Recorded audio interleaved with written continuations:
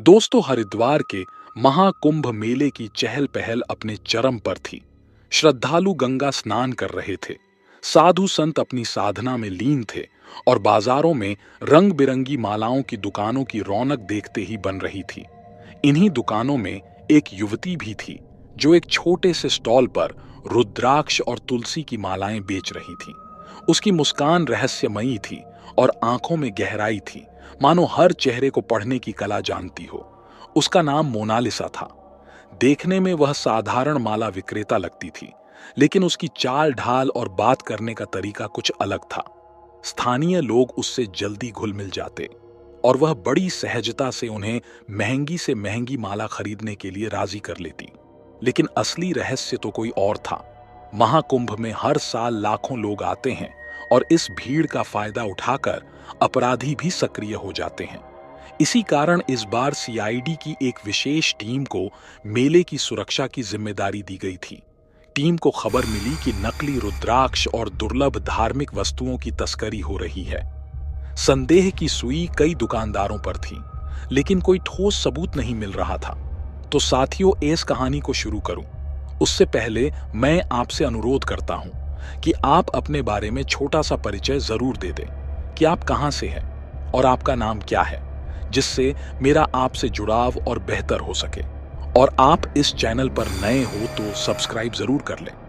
कहानी शुरू होती है अब। इसी बीच एक अधिकारी की नजर मोनालिसा पर गई। उसके हाव भाव और बातचीत का तरीका किसी आम विक्रेता जैसा नहीं था। उसके पास महंगे और दुर्लभ रुद्राक्ष थे, जिन्हें वह बहुत ही आत्मविश्वास के साथ बेच रही थी।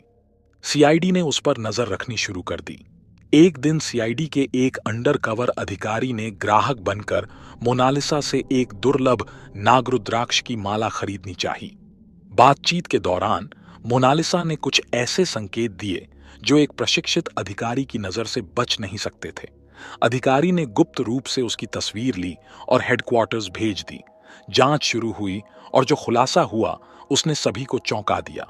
मोनालिसा कोई साधारण माला विक्रेता नहीं, बल्कि एक आईपीएस अधिकारी निकली। दरअसल मोनालिसा असली नाम इंस्पेक्टर संध्या सिंह, एक तेज तर्रार आईपीएस अधिकारी थीं, जिन्हें इस खास मिशन के लिए चुना गया था। उन्होंने गुप्त रूप से एक माला विक्रेता का रूप धारण किया था ताकि महाकुंभ में चल रहे अवैध तस्करी रैकेट को बेनकाब किया जा सके। उनकी महीनों की मेहनत रंग लाई और उनके जुटाए सबूतों के आधार पर कई बड़े अपराधियों को गिरफ्तार किया गया।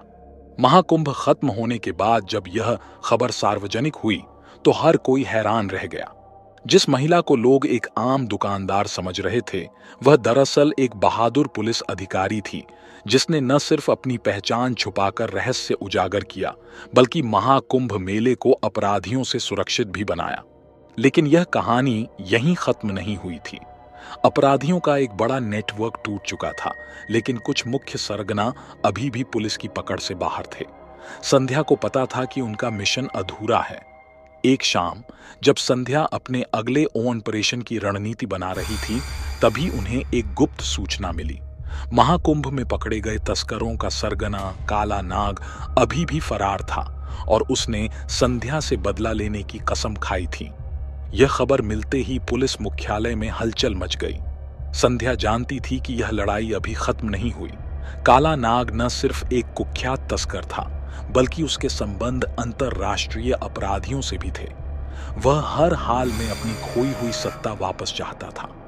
महाकुंभ के बाद भी हरिद्वार के गंगा घाटों पर श्रद्धालुओं की भीड़ रहती थी। पुलिस को खबर मिली कि काला नाग एक रहस्यमयी बाबा के वेश में छिपा हुआ है और अपने नेटवर्क को दोबारा खड़ा करने की योजना बना रहा है। संध्या ने दोबारा गुप्त रूप धारण करने का फैसला किया, लेकिन इस बार वह माला विक्रेता नहीं बनी। इस बार उन्होंने एक साध्वी का वेश धारण किया। भगवा चोला, माथे पर भस्म और हाथ में रुद्राक्ष की माला। उन्हें पहचान पाना नामुमकिन था। उन्होंने अपने कुछ भरोसेमंद अधिकारियों को घाटों पर तैनात कर दिया। योजना थी कि काला नाग को रंगे हाथों पकड़ा जाए। गंगा आरती के समय संध्या ने देखा कि एक लंबा चौड़ा साधु काले वस्त्रों में अपने 4 शिष्यों के साथ घाट की सीढ़ियों पर बैठा था। उसकी आंखों में अजीब सा भय और आक्रोश था, संध्या समझ गई कि यही काला नाग है। वह धीरे धीरे उसके पास गईं और एक श्रद्धालु की तरह बैठकर उससे बातचीत करने लगीं।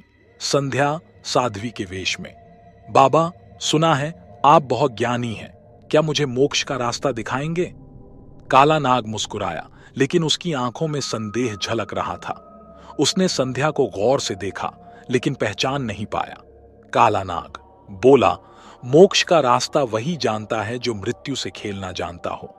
संध्या समझ गई कि वह इशारों में अपराध की दुनिया की बात कर रहा है। उन्होंने बातों ही बातों में उसे उकसाया और उसका विश्वास जीत लिया। काला नाग ने सोचा कि यह कोई साधारण महिला है जिसे हम आसानी से अपने जाल में फंसा सकते हैं। जैसे ही काला नाग ने अपने एक शिष्य को इशारा किया कि वह संध्या को अपने ठिकाने पर ले जाए, संध्या ने एक कोडवर्ड बोला, हर हर महादेव। इतना सुनते ही चारों तरफ से पुलिस ने घाट को घेर लिया। कुछ साधु के वेश में खड़े पुलिसकर्मी अचानक से हथियार निकालकर काला नाग और उसके गुर्गों की ओर बढ़े।